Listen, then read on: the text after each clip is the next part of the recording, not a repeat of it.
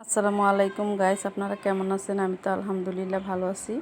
তো আজকে আপনাদের সাথে একটা গল্প শেয়ার করব। তো একটা মেয়ে ছিল, তার বয়স ছিল 8 বছর বয়স। তখন তার ফ্যামিলি মধ্যবিত্ত ফ্যামিলি ছিল। তারা ছিল 3 বোন আর মা বাবা। তো ছোট বোনটার বয়স ছিল 4 থেকে 5 বছর। তখন বাবা মারা যায়।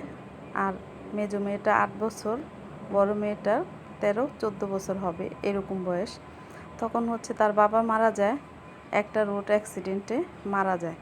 তো মধ্যবিত্ত ফ্যামিলি, বাবা মারা যায় সাথে সাথে, অ্যাক্সিডেন্ট হয়ে মারা যায় না, 7 দিনের মতো বেঁচে থাকে, হসপিটাল থাকে। তো হাড়গোড় একটু ভেঙে যায়। তো সেই চিকিৎসা করাতে গিয়ে অনেক টাকা পয়সা খরচ হয়, তাদের আর অবশিষ্ট কোনো টাকাই ছিল না। তো বাবা মারা যায় 7 দিন পর। সংসারে অনেক অভাব অনটন ছিল।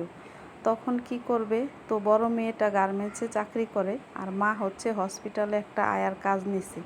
তো সেটা দিয়ে কোনো রকমে সংসার চলে যায়। তো হঠাৎ করে যেভাবেই হোক বড় মেয়েটার বিয়ে হয়ে যায়। তো থাকে শুধু ছোট আর মেজো মেয়েটা। তো মা এভাবে নিয়ে কষ্ট করতে থাকে।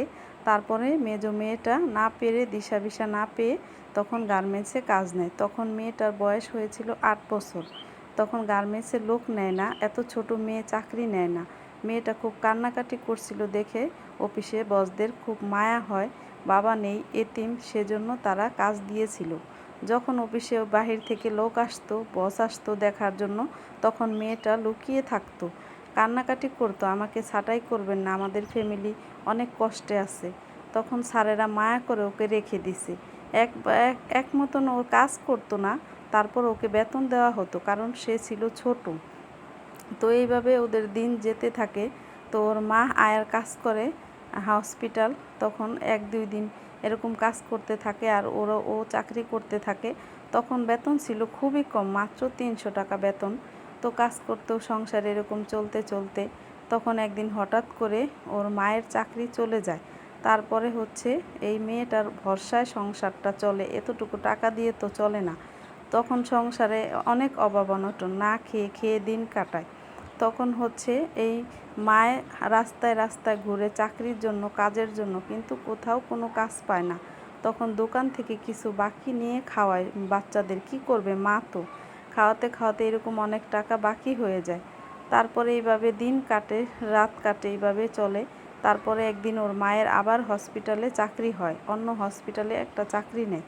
তারপরে এইভাবে করেই দিন কাটছে। তখন ওই মেয়েটাও বড় হয়ে যায়, আর ছোট মেয়েটাও অনেকটা বড় হয়ে যায় এই কষ্টে দিন কাটাতে কাটাতে। তখন মেজো মেয়েটারও একটা বিয়ে হয়ে যায়, আর ছোট মেয়েটা থাকে। তখন আস্তে আস্তে ছোট মেয়েটারও একটা বিয়ে হয়ে যায়। তখন মা থাকে একা। তখন মা একা কি করবে?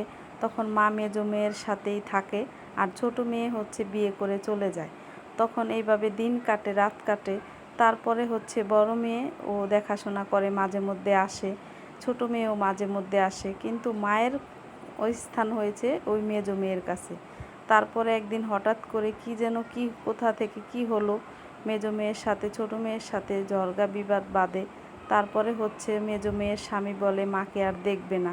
তখন মেজো মেয়ে কী করবে? নিরুপায় হয়ে মাকে, সংসার বাঁচানোর জন্য মাকে ছেড়ে চলে আসে।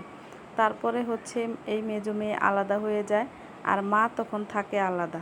তো এইভাবেই ওদের দিন যেতে থাকে। তো আমার গল্পটা কেমন হলো কমেন্ট করে জানাবেন, ভালো লাগলে শেয়ার করে দিবেন। আরও গল্প শুনতে চাইলে কমেন্ট করে জানাবেন, আরও ভালো ভালো গল্প আপনাদের সাথে শেয়ার করব। তো আজকে রান্নাবান্না এখানেই শেষ করে দিলাম, যা রান্না করলাম সেটা আপনাদের সাথে শেয়ার করলাম।